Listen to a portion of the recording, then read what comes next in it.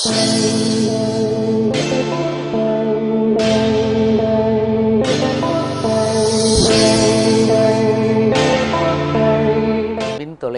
நேயர்களுக்கு காலை வணக்கம். சாதாரணமாக ஏதாவது ஒரு தகவலை பேசி பார்த்தால் என்ன என்கின்ற ஒரு யோசனையோடு தான் இன்று நான் ஒரு செய்தியை உங்களோடு பகிர்ந்து கொள்ளுகிறேன். ஒரு கணவன் மனைவி, இந்த கணவனுக்கு மனைவி மீது ஒரே எரிச்சல். என்னென்னா, எது தொடர்ந்தாலும் பேசிக்கொண்டே இருக்கிறாள். எது ஒன்றுக்கும் ஒரு மணிரத்னம் படத்திலே வருகிற வசனத்தை போல சுருக்கமாக அவளுக்கு பேச தெரியவில்லை. விசு திரைப்படத்தில் வருகிற வசனம் போல 2 பக்கம் 3 பக்கம் பேசுகிறாள். ஒரே எரிச்சலாக இருக்கிறது. இவளுடைய வாயை எப்படி அடைப்பது என்பது தான் அவனுக்கு மிகப்பெரிய கேள்வி. இதற்கு விடை தெரியாமல் அவன் சுற்றி கொண்டே இருக்கிறான். யாரை பார்த்தாலும் இந்த கேள்வி கேட்பான். என் பொண்டாட்டி நச்சரித்து கொண்டு இருக்கிறாள், பேசிக்கிட்டே இருக்கிறாள், கொஞ்சம் காதை மூடிக்கிட்டு காதில் பஞ்சு வச்சுக்கிட்டு தான் வீட்டுக்குள்ளேயே போக முடியுது, அந்த அளவுக்கு பேசிக்கிட்டே இருக்கிறா, என்ன செய்கிறது? பொழுது அலுவலகத்தில் இருந்த நண்பர் சொன்னார், அதனால் என்ன, நான் ஒரு சாமியாரிடத்தில் சொல்லுகிறேன், அவரை போய் கேளுங்கள், அவர் இதற்கு சரியான ஒரு மாற்று சொல்லுவார் என்று சொன்ன பொழுது இவன் அந்த சாமியாரை போய் பார்த்தான். மிகுந்த பணிவோடு அவரிடத்தில் கேட்டான், ஐயா, என் மனைவி எதற்கெடுத்தாலும் பேசிக்கொண்டே இருக்கிறாள். ஒரு வார்த்தையில் ஒரு வாக்கியத்தில் முடிக்க வேண்டிய ஒரு செய்தியை 10 பக்க கட்டுரையை போல் பேசுகிறாள். அவள் வாயை அடக்கினால்தான் எனக்கு மன நிம்மதி வரும். அதற்கு ஏதாவது நீங்கள் செய்ய வேண்டும் என்று சொன்ன பொழுது அந்த சாமியார் அவனையே உற்று பார்த்து கொண்டிருந்தார். உற்று பார்த்து கொண்டிருந்து விட்டு சொன்னார், இப்படி உன் மனைவியின் வாயை அடக்குவதற்கான வழிமுறை ஒருவேளை எனக்கு 10 வருடத்துக்கு முன்பு தெரிந்திருந்தால் நானே சாமியாராகி இருக்க மாட்டேன் என்று சொல்லுவார். இதில் நகைச்சுவைக்கான செய்தி இருக்கிறதோ இல்லையோ, அனைத்து குடும்பங்களிலும் மனைவி என்பவள் பேசிக்கொண்டே இருக்கிறாள் என்கின்ற ஒரு செய்தி பரவலாக இருக்கிறது. மனைவி எதனால் அப்படி பேசுகிறாள்? ஏன் மனைவியினுடைய காதல் மொழியெல்லாம் இப்பொழுது எரிச்சலாக, அருவருக்கத்தக்கதாக, கோபமூட்டக்கூடியதாக இருக்கிறது என்கின்ற செய்தியை நாம் மனதிலே அசைப்படுகிற பொழுது எனக்கு காந்தியினுடைய 3 பொம்மைகளை குறித்த செய்தியை உங்களோடு பகிர்ந்து கொள்ள வேண்டும் என்று ஆசை வருகிறது. காந்தியினுடைய 3 பொம்மைகள் நமக்கு ஒரு செய்தி சொல்லுகிறது. என்ன செய்தியை சொல்லுகிறது? தீயனவற்றை கேட்காதே, நல்லது. ஒரு குரங்கு தீயனவற்றை கேட்காதே என்று 2 கைகளையும் 2 காதுகளையும் மூடிக்கொண்டு நமக்கு சொல்லித் தருகிறது. தீயவனவற்றை பார்க்காதே. இன்னொரு குரங்கு 2 கைகளையும் 2 கண்களின் மீது வைத்து மூடிக்கொண்டு தீயவனவற்றை பார்க்காதே என்று நமக்கு சொல்லிக் கொடுக்கிறது. 3வது குரங்கு தீயவனவற்றை பேசாதே என்பதற்காக 2 கைகளையும் தன் வாயிலே வைத்து மூடிக்கொண்டு உட்கார்ந்து கொண்டிருக்கிறது. இதில் நியாயமாக எழும்ப வேண்டிய கேள்வி என்னவென்றால், 2 கண்கள் இருக்கிறது, 2 கைகளையும் வைத்து மூடிக்கொள்கிறது, 2 காதுகள் இருக்கிறது, 2 காதுகளையும் வைத்து மூடிக்கொள்கிறது. ஆனால் வாய் ஒன்றுதானே இருக்கிறது, ஏன் 2 கைகளையும் வைத்து அந்த குரங்கு மூட வேண்டும்? அப்படி இரட்டை தாப்பால் வாய்க்கு போட வேண்டிய அவசியம் என்ன என்கின்ற ஒரு கேள்வி இருக்கிறதே, அந்த கேள்விக்கான விடைதான் என்ன பேச வேண்டும் என்பதை முதலில் சிந்திக்க வேண்டும். சிந்திக்கிற வரை வாய் திறக்கக்கூடாது என்பதற்குத்தான் ஒரு கையை அந்த குரங்கு முதலில் வைக்கிறது. அப்படி வாயை திறந்தால் போதுமான பதிலுக்கு பிறகு அந்த வாயை மூடிக்கொள்ள வேண்டும் என்பதை சொல்வதற்காகத்தான் 2வது கையை அந்த குரங்கு பயன்படுத்துகிறது.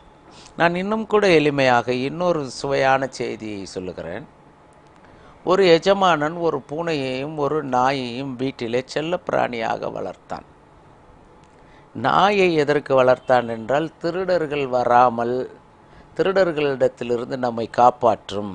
ஒருவேளை யாராவது அத்துமீறி நம் வீட்டுக்குள் நுழைந்தால் இது குலைத்து சப்தம் எழுப்பி நம்மை திருடனிடமிருந்து காப்பாற்றும் என்ற நம்பிக்கையிலே நாயை வளர்த்தான். பூனையை ஏன் வளர்த்தான் என்றால், வீட்டுக்குள்ளே எலிகள் தொல்லை அதிகமாகி கோப்புக்களை எல்லாம் கடித்து குதறி நாசம் செய்வதை தவிர்ப்பதை பொருட்டும், தரைகளை பள்ளம் போடாமல் தடுப்பதை பொருட்டும், வீட்டிற்குள்ளே பொந்துகளை உருவாக்கி பிற உயிரினங்களை அந்த பொந்து வழியாக வீட்டுக்குள் கொண்டு வருவதை தடுக்கும் பொருட்டும் எலியை கொல்லுவதற்கான உபாயமாக பூனையை அவன் வளர்த்தான்.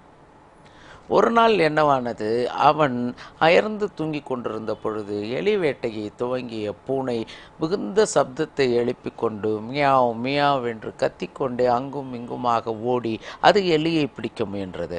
ஆனால் எலி பூனையிடத்திலிருந்து லாவகமாக தப்பி அது ஒரு பொந்துக்குள் நுழைந்து இன்னொரு பொந்து வழியாக வருவதும் அங்கும் இங்குமாக ஓடி போக்கு காட்டிக் கொண்டே இருந்தது.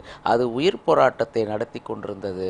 அதன் உயிரை கொன்றுவிட வேண்டும் என்று பூனை கத்திக்கொண்டு ஆத்திரத்தோடு அங்கும் இங்குமாக சுற்றி கொண்டே இருந்தது. இது அந்த எஜமானனுடைய தூக்கத்தை கடுமையாக பாதித்தது. இவன் அந்த பூனைக்கு செல்லமாக ஒரு பெயர் வைத்திருந்தான். அந்த பெயரை சொல்லி அந்த பூனையை வாயை மூடுமாறு அவன் பலமுறை சொல்லியும் அந்த பூனை எலியை பிடிப்பதிலேயே மிகுந்த குறியாக இருந்தது. தூக்கம் போய்விட்ட அதிருப்தியிலே எழுந்த அந்த வீட்டு எஜமானன் கடுமையான கோபத்தோடு கையிலே வைத்திருந்த குச்சியால் அந்த பூனையை கடுமையாக தாக்கினான். பூனையை அலறிக்கொண்டு வீட்டை விட்டு வெளியே ஓடி எங்கோ ஒரு ஓரத்திலே போய் ஒளிந்து கொண்டது. இதையெல்லாம் பார்த்து கொண்டிருந்த நாய் மனதுக்குள் நினைத்தது, இந்த பூனை எதற்கு கத்த வேண்டும், எதற்கு இந்த முதலாளியிடம் அடி வாங்க வேண்டும்? அவன் வேலைக்கு உணவு போடுகிறான், அதை தின்று விட்டு என்னை போல் இந்த பூனை படுத்து கிடக்கலாமே, வேலை வருகிற பொழுது தன்னுடைய குரலை எழுப்பலாமே, தேவையில்லாமல் ஒரு எலியை பிடித்து அதன் காரணமாக அவன் அடித்து இன்று இந்த இடமும் இல்லாமல் நடுத்தெருவில் எங்கோ போய் ஒளிந்திருக்கிறது என்று அந்த பூனைக்காக அது வரித்து கொண்டே இருக்கிற பொழுதுதான் அந்த அசம்பாவிதம் நடந்தது. அது என்னவென்றால், அப்பொழுது திருடர்கள் 4 பேர் இவன் வீட்டில் திருடுவதற்காக இரகசியமாக வீட்டினுடைய மதில் சுவரை தாண்டி உள்ளே குதித்தார்கள். இப்பொழுது நாய்க்கு என்ன குழப்பம் என்றால், பேசுவதா வேண்டாமா, சப்தம் எழுப்புவதா வேண்டாமா? சப்தம் எழுப்பினால் பூனையையே அப்படி அடித்தவன் நம்மை எப்படியெல்லாம் அடிப்பான்? பூனைக்கு கழுத்திலே எந்த விதமான கயிறு கட்டுகளும் முடிச்சுகளும் இல்லை. அதனால் அடி வாங்கி கொண்டு அது வீட்டை விட்டு ஓடி தப்பித்தது. நம்மை இவன் கட்டி அல்லவா வைத்திருக்கிறான். அடித்தால் நாம் அடி வாங்கி சாக வேண்டியது தான். எவனோ சோரேகரி குதிக்கிறான், எதையோ செய்துவிட்டு போகிறான், நாம் உறங்குவதைப் போல நடிக்கலாமே என்று அந்த நாய் கண்களை மூடிக்கொண்டு படுத்து கொண்டது. குதித்த திருடர்கள் வீட்டிற்குள் நுழைந்து அத்தனை பொருட்களையும் களவாடி சென்று விட்டார்கள். பூனையை அனுப்பிவிட்ட நிம்மதியிலே அயர்ந்து தூங்கிய அந்த வீட்டினுடைய முதலாளி மறுநாள் எழுந்து பார்த்த பொழுது அனைத்து பொருள்களும் திருடு போயிருந்தன. இத்தனை திருடர்கள் வந்து இந்த பொருட்களை எல்லாம் திருடி சென்றிருக்கிறார்கள். அதுவரை அயர்ந்து தூங்கியிருக்கிறதே இந்த நாயை நாம் சும்மா விடக்கூடாது என்று அதே குச்சியை எடுத்து நாயை பலம் கொண்ட மட்டும் அடித்தான். நாய் மிகுந்த சப்தம் எழுப்பி, இந்த மனிதனுக்கு கத்தினாலும் அடிக்கிறான், கத்தாவிட்டாலும் அடிக்கிறான், இவனை நாம் என்னத்தான் செய்வது, இந்த மனித பிறவியே இப்படித்தான் என்று நொந்து கொண்டு கண்ணீர் விட்டு படுத்து கொண்டே இருந்தது. பூனை வந்து அந்த நாய்க்கு ஆறுதல் சொன்னது. மனிதர்கள் இப்படித்தான், எங்கே பேச வேண்டுமோ அங்கே பேச மாட்டார்கள், எங்கே பேசக்கூடாது அங்கே பேசுவார்கள், யார் பேச வேண்டுமோ அவர்களை பேச விட மாட்டார்கள், யார் பேசக்கூடாதோ அவர்களை பேச விடுவார்கள். இது மனித இயல்பு, இதையெல்லாம் சகித்து கொள்வது தான் நம் வாழ்க்கை என்று பூனையும் நாயும் கண்ணீர் மல்க ஒருவருக்கு ஒருவர் ஆறுதல் சொல்லிக் கொண்டார்கள் என்று கதை முடியும்.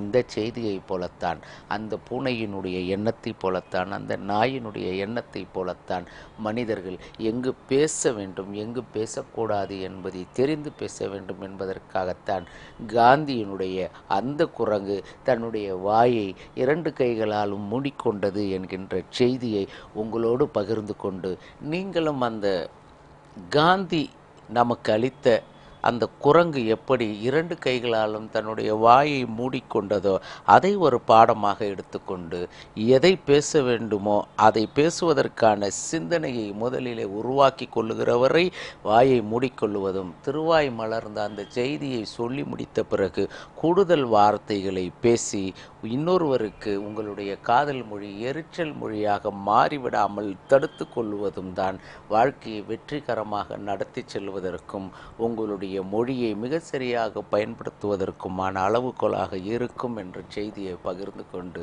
மீண்டும் நாளை சந்திக்கிறேன். வணக்கம்.